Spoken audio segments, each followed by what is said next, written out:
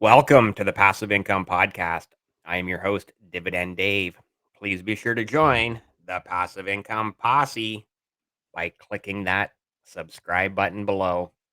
Super excited for today's episode. Joining me, we have Adam, the friendly Sasquatch. You can find him on Twitter at blind underscore, I think it's double underscore luck, correct? Correct. Yep. So, yeah, Adam, go ahead and give yourself a introduction. Yeah, my name's Adam. I live in Arizona, in the United States down here, and yeah, I retired at age 32, and been kind of trying to figure things out ever since. But yeah, I'm happy to be here, and we'll see where this conversation goes. Nice. Awesome. So, I'm guessing Arizona is probably a little bit warm this time of year. Oh man, we've been setting records left and right. I think we had 31 days of 110 degrees or hotter in July. Holy, Yeah, holy. it was. It, the previous record was 1974, which was like 18 days. I mean, we just blew them all out of the water. It's been miserable. Yeah, for the rest of the world watching, that has to be over 40 degrees Celsius, which is just unbearable heat. Yeah, I think it's like 43. It's up there. Yikes. Anyway, so a few things about yourself. I know from I just watched a week or two ago your conversation with Lauren on the Adulting is Easy podcast, and so I'm aware of your degenerative eye condition and sort of some of those things, and I don't want to kind of rehash everything you and Lauren talked about, but obviously that's part of your story and your journey and your path. So Yes. a little bit about that, I guess, but also more importantly, like how did you retire at 32 years Yeah. old? So my story is definitely kind of unique. So I do have a condition called retinitis pigmentosa, which is a degenerative eye condition that slowly takes your vision. It starts with night blindness, then kind of progresses to tunnel vision, and eventually you do lose it all. So I'm currently in the like acute tunnel vision version. I am legally blind, but I can still do some things with my eyesight, but it's pretty limited. Right. And the way that ties into my retirement story, you're 100% correct. Is I had the a kind of hybrid plan. I did save a lot of money. I did invest a lot of money. I do have pretty good investment passive income, but a piece of my I had to take a step back and look like, okay, realistically, I'm not going to be able to save $1 million by the time I'm 32, at least in my situation. So, I did my research and I do have private disability insurance through my previous employer. And that does supplement my income partly, not entirely, but partly supplements my income to help me, make ends meet. So that is a piece of Right. how I retired. And obviously, I pursue other income streams when they're available to me. Interesting. Yeah. So I guess going back to and like I said, I don't want to rehash everything you and Lauren talked about, Yeah, but again, it's a big part of your story, so we kind of have to dive in there a little bit. So yeah. when did you know this was going to become a thing in your life? So that's where I was lucky. When my brother was younger, I'd say middle school. So what's that, like 12, 13 years old? Yeah. We noticed he was running into things at night, getting lost in the house when he shouldn't have. He'd get stuck in these odd places like behind the couch, and it's just, why are you getting lost? So my parents took him to the eye doctor, and the eye doctor, kind of, huh, something doesn't look right here. We're going to send you to a specialist. And they ultimately figured out that he had this condition in the very early stages. And they're like, well, this is genetic. Let's check his brother. So in middle school is when I found out. So, the first step was kind of, as a middle schooler, you're like, well, I see fine. I'm playing baseball. Like these doctors are crazy, right? Yeah, So yeah. I Like, didn't I'm really start hitting really. dingers, buddy. I'm hitting Yeah, dingers. My yeah. I was a eyesight's really good fine. athlete. I grew up just as a perfectly sighted person, which I'm very blessed for that. It wasn't really until college that I noticed it, and I kind of went, "Ooh, this is going to be a problem. I need to Right. plan for this." So I made sure I got a job and a career that was it was in manufacturing, but I didn't have to travel too much and stuff like that. So I was able to kind of control my environment a bit, which helped me have a good solid 10-year career making good money. Yeah, that's But good. in the back of my head, I always knew like, okay, 10 years. I kind of see the progression. I could see I had to stop driving when I was 26, for example.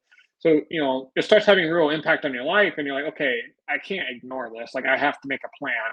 Yeah, And yeah. my plan, I did all the research, and part of the plan was saving a bunch of money. Part of the plan was investing. Part of the plan is getting passive income through, a side business going. But part of the plan is also, just like if you buy car insurance for your car, part of the plan is go get disability insurance. And I was able to do that through my workplace by switching jobs. And just like if you got in a car accident, the insurance company will reimburse you for what you insured for. The disability insurance is reimbursing me partly for lost wages. So, it's not my favorite way to do it, but I have to be realistic with my circumstances. Yeah, for And sure. if you're going blind, like you're going to need some tools to help you out. So, just being honest with my situation, I was able to kind of build a plan around it to make sure I didn't end up homeless on the streets or something. I mean, that's a real fear of mine. Like, what do you do Yeah, if you lose your eyesight? Like, I can't go be a truck driver. I can't go roof houses. I can't go do a lot of things. So, right. that's a legitimate fear, and that definitely motivated me to save as much money as possible, learn about investing at a much younger age than most people would, and pursue some of these alternative income sources that most people wouldn't consider. Awesome. So just a couple things for context there. People know I'm old, so if you had to stop driving at 26, that means you only got to drive for about 10 years. Um, Correct. I'm over here trying to do the math in my head. I'm like, carry the one. I've been driving for like 30 some 35, 34, 35 years. So it's like Yeah. I've been driving probably for longer than you've been alive, but Yeah. that's Exactly. just So for I mean, context, right? well, yeah. And when you don't drive, it also gets harder to find work. It gets harder. It gets much more Definitely. expensive to get to and from work. Like it really complicates things. Um, and really, yes, I had a driver's license for 10 years, but for about half of that, it was just to work and back, just a real predictable route, real safe route. I Right. didn't go do a lot of exploring. I mean, it was hard for me to drive in areas I was not familiar with, like driving around parking lots. That peripheral vision wasn't there, so I mean, just very stressful. So I didn't drive a whole lot, the like 21 to 26 range. Right. So Yeah, it just just is what it is. yeah. Okay, well, interesting backstory, but let's now dive into that passive income and the investing story and what got you going on that journey to basically set yourself up to be able to not have to rely on just the disability income or whatever else because it sounds like Yeah. you're doing much better than a lot of other people that may be in a similar position to you. Yes, and that's why I like sharing my story. Is whatever people's challenges are, I want to be kind of a source of inspiration. Like there's always a solution if you get creative. So Right. I have several buckets of income. I think the primary one is obviously the disability insurance. That's about $4,500 a month total between the two different government and private streams. So the way the private insurance works is they say, okay, well the government, is guaranteeing a certain percentage of this. We're going to push you to that program. They pay out the difference. So that's a significant source, but obviously that doesn't increase with inflation, right? So Yeah. that's a concern. So on the other end of it, you want to be investing in stuff and assets that do appreciate in value. So I have a few $100,000 in the stock market, and I'm just reinvesting all those dividends every month, just right back in, right back in. And the goal for that Passive is when income, passive exactly, income, right? I mean, it's like $8,000 a year at this point.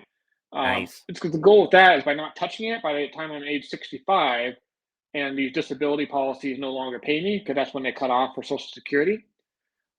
That should I calculated out that should be significant and cover me for the rest of my life. I So would that's think that's so, kind of yeah, because yeah. yeah, for sure, right? I'm only 32. I got another 33 years or so. I was when I retired I was 32. I'm 36 now, so I got another 29 years before I even need to touch that. So that should be enough time if I keep adding to it I to would think so for sure, yeah. yeah, just like a normal retirement plan. Doing it through a 401k. I'm just doing it through standard brokerage at this point. So that's a piece of it. Another piece is I do have a side hustle. Just because I'm disability doesn't mean I'm a helpless vegetable. I am allowed to make a certain amount of money. So about $30,000 a year is the maximum I'm allowed before they consider you, not no longer functionally disabled, which Right. is good. You don't want people like getting $100,000 a year job and then just mooching off. These programs intended to help people. Yeah, Um, so, so yeah, I do some affiliate marketing type stuff. Just generic stuff for Amazon, and I bring in about $1,000 a month through that. nice. And it's nice. I can do it from home. I can do it on my own schedule. If I get busy or want to travel, I don't have to do it every week. If I have time, like when it's 110 degrees outside and I don't want to go outside, I can work on it. So that's been working pretty well for me as a Yeah. supplemental. income source. You go jump in that pool behind you when it's 110. Yes, exactly. Well, that's the problem in Arizona is if you don't have a pool chiller on your pool, the average daily temperature, if you look at hourly, is over 100 degrees. So these pools down here end up like hot tubs. It's no Yeah. fun to even jump in the pool. Yeah, there's like 3 months a year where you can't even use the pool here in Arizona unless you have pool chillers, which I mean we're talking $20-$40 of electricity a day to keep these pools cool down here. I've never heard of that before. I'm Canadian. I never heard of the idea of cooling the pool water down. Yeah, the I've public pools here have never been pool a chillers thought on them. I've never, honestly, never in my life heard that term. Like, really? Yeah. You Well, want so here, like the groundwater gets so hot. Like if I turn on my faucet, the water coming out of the faucet's 100 degrees. It's just ridiculous. Oh my God. Like a Crazy. cold shower here is actually a hot shower. Yeah, that's okay. Well, I guess I just learned something new. Yeah.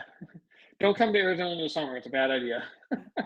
Yeah, right? Yeah, all the Canadians love to go to Arizona and Florida in the middle of winter for obvious reasons, but Yeah, it's beautiful in January, 75, 80 degrees, yeah. no rain. Like it's great. In the summer it sucks.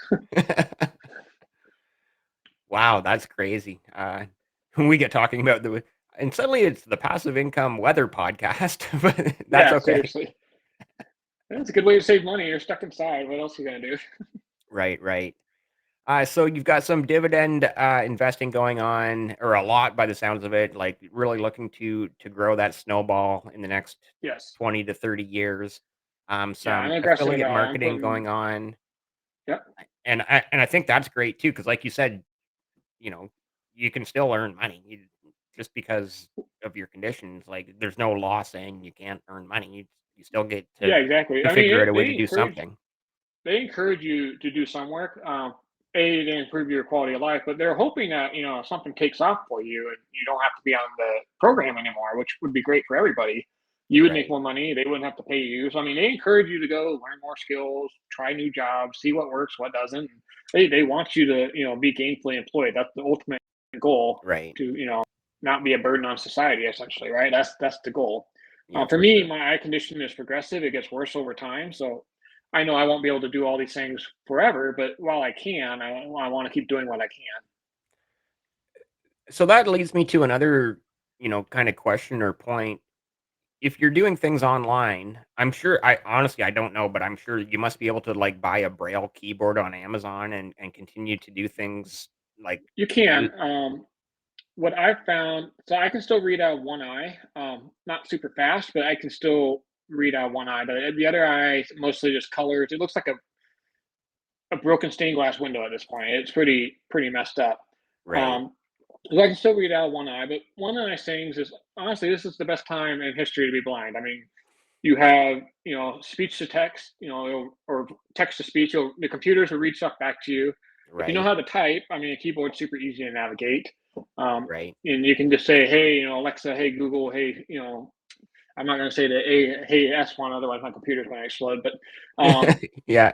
you can just ask the computers different things. I can go to my phone, order Uber Eats, like or an Uber ride to go anywhere I want. Like I mean, there's a lot of tools if you're willing to learn that navigate today's world. So I'm Well, a very lot of voice lucky. recognition where it's just like, hey, whatever, whether it's Alexa or Google or whoever, it's like, Yeah, hey, help me out here. Right. So yeah, exactly. Or or like when I get a text, my phone just automatically reads it out loud, so I don't have to go read it. So I'm prepared for when I do lose more vision. I can still read a little bit right now, but that's probably only a year or two left. I mean, it's getting pretty bad. right. But I try to look at the bright side. I mean, I remember 10 years ago when I first stopped driving, there was no Uber in my area, and I had to deal with taxis. I mean, taxis smell like puke in the back. The cab drivers get mad at you if you don't tip them. I mean, it's just, they're slow, they're not reliable. I mean, the difference that just simple things like Uber has made in my life is just enormous. Yeah. Okay, let's talk about what that portfolio looks like now. You mentioned that you have your or growing the Yeah. dividend income and the dividend. So, yeah, it's super simple. I actually have two portfolio. Well, I have two portfolios, but I have like two buckets. One's my retirement account. and that's where most of my money is. And then the other is like my what I call my YOLO account. That's on Robinhood. That's where I go buy Nice. Tesla and do the stupid stuff. And that's literally 1% of my net worth. And it just scratches that itch. And I encourage people to do that because you see things like, hey, what's this options trade or what's this? Go do that in your YOLO account. If it blows up, no big deal. You had some fun and it protected your retirement account. Right. My Yeah, no, retirement that's fun. That's fun and great. Like, hey, we've got 99% over here in this nice little simple plan, and then simple plan, you have this safe, but we got this 1% other over here. 1% that's just fun. Let's see what happens over Yeah, here. exactly. I know I've lost money in there, I've made money in there, and for me, it's been a good psychological tool to not touch the rest of it, doing the boring Nice. stuff. And the boring stuff needs to work, so I don't want to get too fancy with it. But it's spread across an IRA, a Roth IRA, and an open brokerage. I'm not going to get into the percentages, but uh, I kind of do a 70-20-30 split. So 70% is in a total US market fund, BTI. And that's just because I believe the U.S. economy is going to grow. Pays a little bit of a dividend. It's just a good, stable, all around. I know I won't get wiped out if Apple goes bankrupt, right? Like it's a good, just kind of base. Then 20% I have in what's called SPYD, which is just the a fund that takes the 80 top paying dividend companies in the S&P 500. That's all it is. Super simple. If Right. a company stops paying dividends, it'll drop it from the fund and add to the next highest one. And that's where most of my dividends come from. And for that, the idea is if the BTI goes up or down, that dividend fund will just keep paying every month, and I will just go buy BTI with it. So it's kind of helps stabilize the volatility of BTI, and I can kind of cost average in.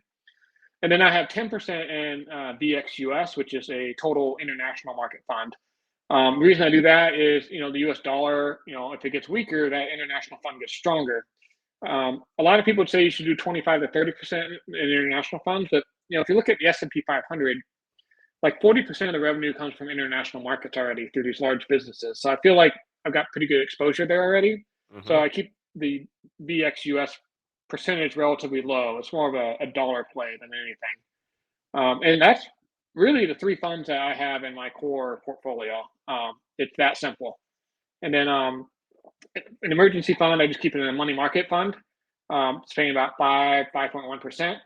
So, I have 20, 30 grand there. And, if I, need a new roof on my house or whatever, I don't have to go sell stocks when it's low or something like that. It's just Right. cash ready to go. And yeah, I try to keep it simple. It helps me sleep at night. It seems to be performing pretty well. I mean, this year I'm up 17%. I mean, I can't argue with the results. No, not yeah, 17% is pretty damn good. Yeah, So, well, that's basically just BTI basically carried my portfolio this year. nice. So, I'm basically just carrying, like, index funds or ETFs, no Yeah, individuals other than I guess maybe over in that fund money account is where the individual stocks are? yeah. So that I have mostly utilities like electric companies. You look at electric cars and all this stuff coming out. You know that utilities are going to be a growing sector. Yeah. And I've been focusing on companies that have nuclear power, things like Pinnacle Energy, Southern, because I believe as this green energy push gets heavier, nuclear is going to be a key piece of that. And most of the nuclear plants that are being built, the newer ones, are near large popular city centers that are growing, like Phoenix, Arizona, Atlanta, stuff like that. So geographically, they're pretty well located. And then I do have some biotechs just from some eye research and stuff, just more for me to kind of keep a closer eye on research that's happening to my condition. Mhm. So I have some extremely speculative biotech stuff, and it's kind of like, well, if this hits, it's going to go up like a million times, and that would be great because it means they found a cure to my eyes, and I can go have fun with that money. And that's Yeah, really that what would be like, opposite of winning the double lotto whammy, like twice. double bonus. You're like, Yeah, I get rich and I get my eyesight back? yeah. So there's this company called Procure, super small biotech. They're working on some gene therapy stuff for my condition. Um, and hits, I mean, it's going to be like, a million to one payout. I mean, they cured blindness, right? Like that's going to be Right. insane. Um, I don't know if it will. I mean, it's super speculative. Like I'm not investment advice at all. But it's like, well, if I get my eyesight back, I mean, I'd like to go buy a truck or something, right? And Yeah, for that's how sure. I'm going to do it. For sure. Yeah, and You then Yeah, so the last piece is bonds. Currently, I don't have any bonds. I've been kind of looking at the market, kind of trying to figure out when I might want to pick some more bonds up. Just it's hard to ignore these 5 and 6% yields on them. Right. So at some point, if the S&P starts hitting all-time highs and stuff again, I might kind of pull some of that profit off the table and go buy some bonds or something, lock it up for 10 years. But yeah, that's kind of all there is to it. So I'm just going to throw down a bunch of names of different companies and funds that 98% of American guests here on the Passive Income Podcast have held or either have been very high on their watch list. Uh, Yeah, Realty Income, ticker symbol O, yeah, SCHD, Coca-Cola, McDonald's, Walmart, Costco, um, and like the list goes on. Home Depot, Lowe's, like none of yeah. these individual companies interest you, or kind of what's the reasoning for So not for only I sticking with used the funds? yeah, I used to invest in a lot of individual stocks. Like I used to spend a lot of time doing all the research, and I had a lot of those companies, and I found that my performance didn't really outperform the general market. And one of my frustrations is you don't always know what's going on inside these boards. I got really burned on GE. It's like, one of the biggest companies in the world, supposed to have the best management team, pays a good dividend. And it's just like, they just completely destroyed value through mismanagement and stuff they didn't talk about publicly. Right. Um, AT&T was another one I got burned on. It's like I probably broke even on that after holding it for 10 years. It's like you gotta be freaking kidding me. A growing telecom company can't increase their stock price. Like, Yeah. and so it's just so hard to know what's going behind closed doors. And I just, I was losing sleep over it. This is important. I need this to perform. And I figured I'm better off just taking the average of the market and not fighting it. So that's when I decided to split my portfolio. I have my YOLO account, and I told myself if my YOLO account starts outperforming my broad-based index market account, I'll start allocating a higher percentage to my YOLO account. But to date, it hasn't. The market's been on a complete tear over the last couple of years, and the large broad-based index funds have been doing really well for me. Right. Yeah, that's an interesting point or interesting sentiment where you hold AT&T, basically one of the biggest, if not the biggest, telecom provider in the United States of America, and you hold it for 10 years and you're barely breaking even. So, Yeah, exactly. It's completely unacceptable. And another one, so I said GE, AT&T. I got burned on GoPro real early in my investing career. Again, a big growth play, right? Um, there's a third one in there. I had Intel like 10 years ago, and I held it for like 5, 6 years, and it just went sideways. It's like, you gotta be freaking kidding me. Like, servers, computers, all this stuff, like growing market, and Intel can't increase their stock price. right. Recently, they have gone up because of all the new, government spending basically that's been supporting them. But, um, these are fundamentally sound companies that shouldn't be, you know, performing poorly. And, at some point, I just kind of gave up. I want to live my life, right? I'm retired. I'm losing my eyesight. Like, I want to spend what time I do have with what eyesight I do have left, enjoying myself, not glued to a computer screen watching stock charts. Yeah. That's a great point as well. Now, I do have to kind of ask you the question because we see it on X. I'm going to call it X. I'm going to be the very first person that stops calling it Twitter. I'm going to start calling it X and only X from now on. Yeah, But we see it on X, the back and forth between the dividend investors and the dividend growth strategy investors and the total growth investors. And I'm just kind of wondering, do you think if AT&T and Intel and those other companies that you mentioned were not paying dividends over those last 10 years, would they have been able to, better increase their share price?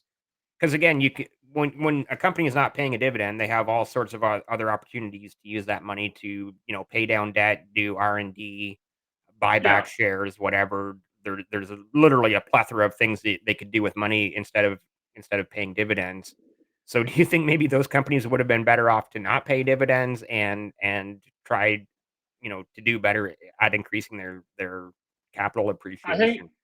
I think it's a good question. I think there's two pieces to the answer. One is if they can invest appropriately into their business, then definitely do that first. I mean, do what you do well. It's a more tax efficient thing to do. So Intel, for example, could have been going out and investing in better chip technology, better equipment, becoming the next, ARM instead of focusing so much on x 83 or 86, whatever it is that their architecture is. And they, Right. they, they got complacent. I agree with you. Um, so that's kind of the Warren Buffett, Berkshire Hathaway model is, we do things well. We don't need to pay our investors back. We're going to reinvest in what we do well and can keep compounding this machine. And that can work really well if the management team's strong. I think what happened with like AT&T is you got a bunch of accountants in there who just wanted to squeeze every penny out of that business model as they could. And they weren't looking forward to where the market was going, where the new opportunities were. And they've been kind of chasing their competitors like Verizon. T-Mobile's been crushing them, right? Um, Right. so that's a piece of it. It depends on the management team. If the management team isn't strong, like AT&T, they went out and bought Warner Brothers, right? And it's a very strong. They have all the Marvel comic movies and all that stuff. And how do you lose money buying Warner Brothers, right? You And they did. shouldn't. They found a way. Yeah, they found a way to lose money buying Warner Brothers. I mean, GE had similar acquisitions that just went terribly wrong, and they tried to just gobble up and get into things that they had no business getting into, like GE Financial, for example. I mean, GE Yeah. lost a ton of money becoming a loan provider. What the hell is a manufacturing company doing in finance, right? So it's a double-edged sword. You got to make sure you're investing it in a way that makes sense for your business, your core competency. If it's something that you don't have experience in and there's already strong established competitors, it might be better just to pay the investors back. Yeah, interesting points. Great thoughts. I agree with a lot of them of like so um I do want to kind of circle back because obviously you're in a lot of or a few different index funds and or ETFs, whichever they are. Mhm. And I did mention SCHD, and you didn't mention that in anything that you held, but obviously that's a fan favorite in the X community. Um, Yeah, yeah. SCHD is basically Schwab's version of SPYD, which is the Investco version. It's almost the same fund. I think SCHD actually pays monthly. Mine pays quarterly. But if you okay, look at the actual companies they hold, it's almost identical. The 5 year really? performance is almost identical. It's just done by a different ETF provider. So Okay, fair enough I then. agree with the Yeah, philosophy. I mean, I like that steady income. The stock market goes down. I got some fresh cash to, go buy low, right? So, no, I definitely think a dividend fund has a place in your portfolio. Um, but I also like the growth aspect of owning a market. right. And then the other one I want to touch on is Realty Income, ticker symbol O. Obviously, a REIT that pays monthly. It is very much a fan favorite in the It is. And DivX community, XDiv, I don't know. And here on the Passive Income podcast, like I swear 99% of American guests that have been here on the Passive Income podcast have all had Realty Income in their portfolio. So I'm yeah, just kind of curious your thoughts there and why yeah, you don't have it. so I'm a contrarian. I absolutely hate REITs right now. I own none, and there's a couple reasons why. And I know that it's going to be controversial, and a lot of people won't agree with me. So the first thing I'm going to say is I own my own home, right? I Right. have hundreds of thousands of dollars already tied up in my home. So, I mean, a large my net worth is already in real estate, right? I'm already leveraged up on real estate through my mortgage. And, I've made several $100,000 on this home on paper, right? I mean, obviously I'd sell it if I was going to recognize that, but Right. I'm not entirely unexposed to real estate. That's what I'm trying to say. So part of me doesn't want to be overexposed. We know that real estate's looking pretty hot right now.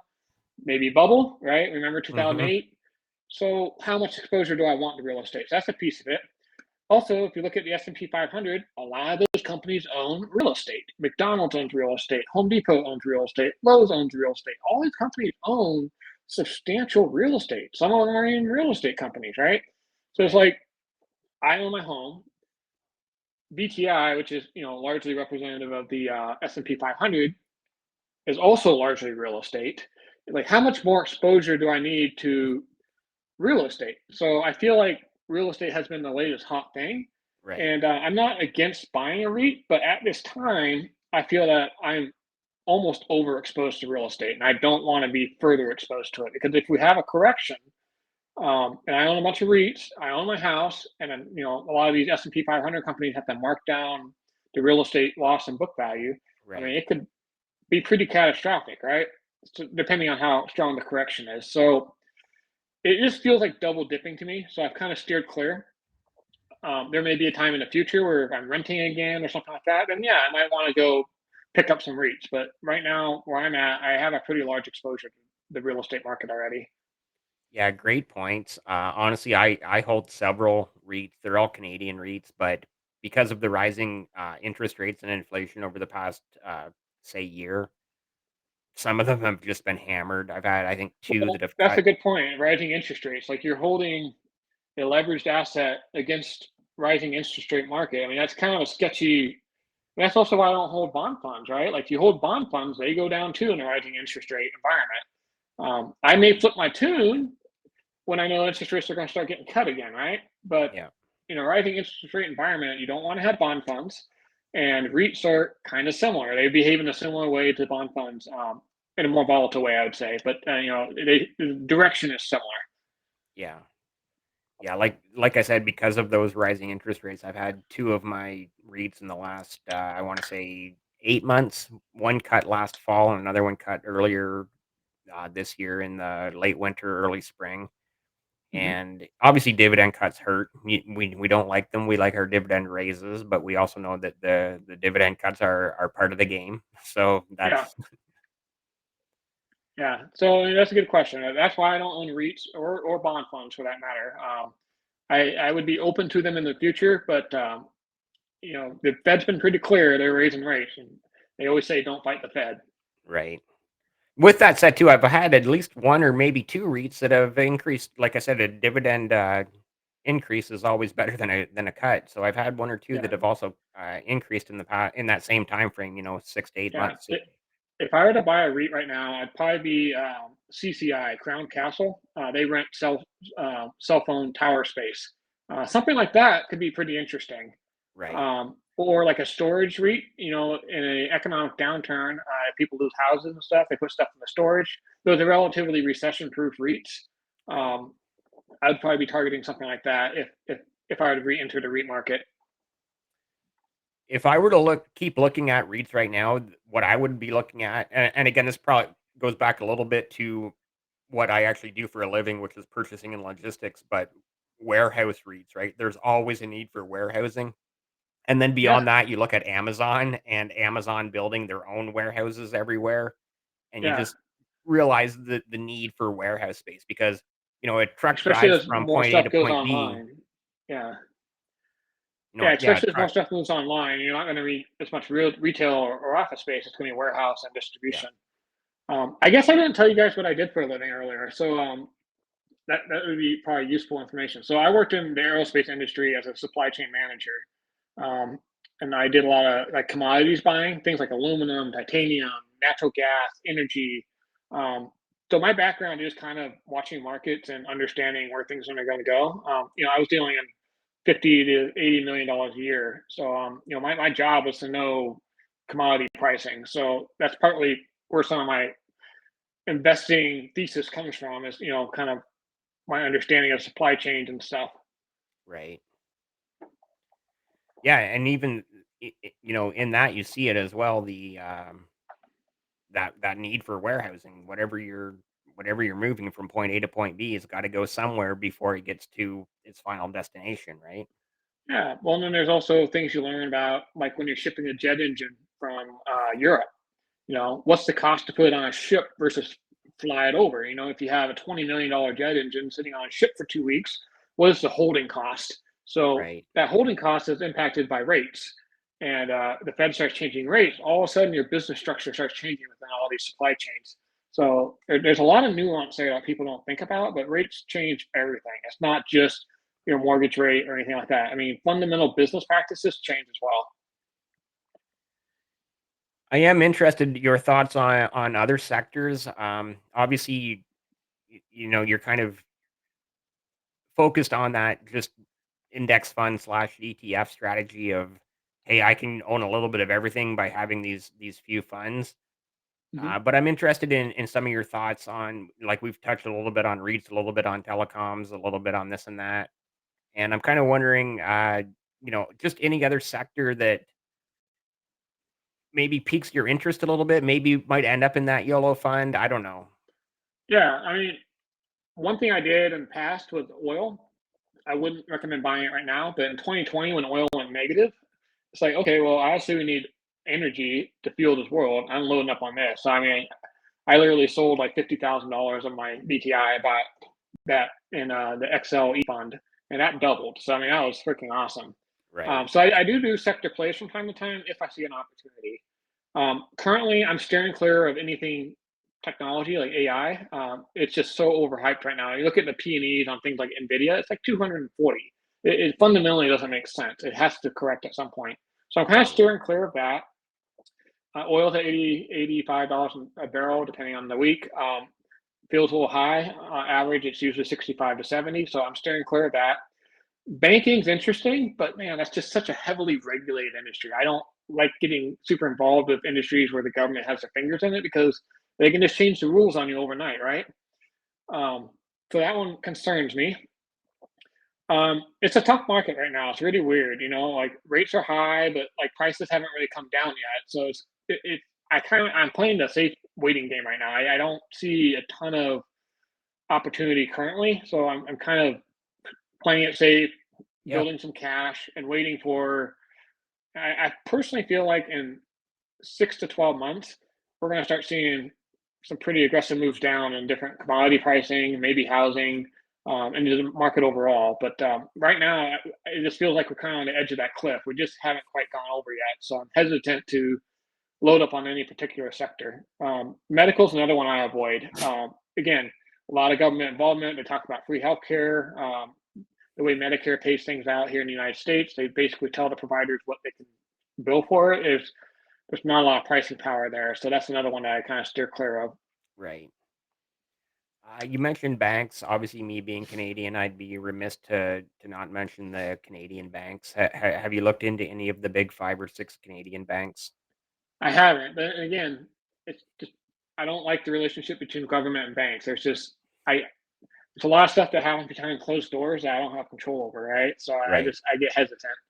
If I were to get into finance, I'd probably go after something like Visa, Mastercard, um,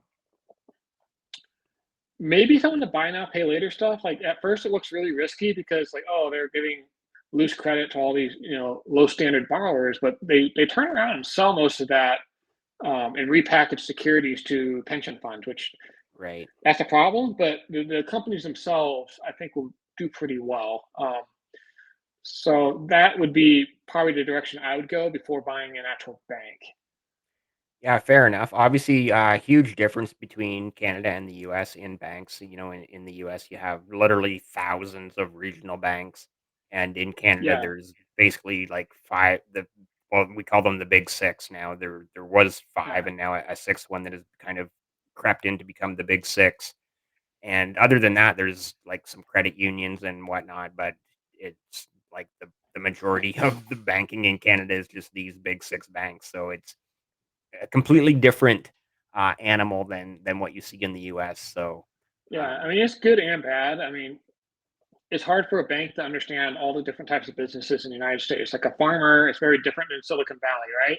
right. So it's good to have a lot of banks that can specialize in certain areas or certain markets, but it also encourages a lot more risk taking, which can cause some, structural issues too. So it's both systems have their advantages, I think. I am going to bring up your website here. Oh, It yeah, is, blindluckproject.com. I think you should be able to see that on screen right yep, I now. can see it. Yeah, and this is kind of a passion project of mine. I don't have any advertisements. I don't have any ebooks or courses to sell you. Why What this not? really is, because I already have my passive income I was telling you about, Right, and I feel like if I try to monetize this, it's just me. I have to get traffic, right? So I'm just going to be saying the same thing in different ways over and over and over again, trying to generate traffic. So for me, it's more like an open journal. I'll see something interesting, like here's my current thoughts on the market, or here's my current thoughts on you know going blind and being retired early. Like it's been kind of a mental game. Like you get so much of your identity tied up in work and your peer group and stuff, and when you step outside of that, you get a very different perspective. So Right. I have some more philosophical stuff on just life in general, how to cope with being retired early. Like one of the things I ran into is be a little lonely at times. Like all your friends are at work during the work week. What do you do when everyone else is busy, right? So you have to kind of think through some of those things that a lot of people don't think through until they're 65 and they do retire. So by not being sponsored or trying to be so fixated on a certain SEO niche, I'm able to kind of just write what I personally want to talk about, and Right. it's just for me more rewarding. Excellent. So, obviously, I will definitely have a link to this website in the description below, and check out it, Blind Luck. Uh, yeah, sorry, Yeah, blindluckproject.com at yep. and Yeah, yeah, give it a so like subscribe if you're interested. I only post an article about once every week or two, sorry, a month or every 2 weeks. It's uh, probably around 20 articles a year, but they're usually pretty deep dives into a very specific subject. Lots of research goes into them. They're very well thought out articles. They're not just fluff pieces like what a lot of websites do. awesome. And then here people can find you on X. Like I said, I'm gonna call it X. I'm the first person to not call it Twitter anymore. Find you on X at blind double underscore luck. Yep, and on there, I often take a contrarian view to the headline news. So a recent one, for example, is in the United States, credit card balances hit $1 trillion. Oh my God, everyone's freaking out. And it's like if you look at it Yes. historically, the percentage of discretionary income being put toward credit card payments, it's actually at a 20-year low. And you have to look at inflation, you have to look at population growth, these other factors, and put it into context. What does this actually mean as far as financial stress to the regular household? And I usually dive into the data and I try to rein the headlines that grab attention and get reactions Right. in a way that's relevant. Some of them are very valid, but sometimes they're very misleading. And I try to just kind of not be clickbaity and just be like, hey, maybe look at it through a different lens. And, maybe this isn't as concerning as you thought, or, oh, maybe this is a big problem. We need to watch this. Yeah, that's definitely an interesting point because the last couple days it's all been about like, oh wow, $1 trillion in credit card, which is a It's been lot. the biggest, That's a lot of it's a money. lot of One money, trillion yeah. dollars But is a ridiculous amount of money, but yeah, but if you look at the 90s and the early 2000s, so the $1 trillion credit card debt today represents um, about 9% of discretionary spending per household in the United States, which is low compared to like the late 90s, early 2000s, where we were closer to 16%.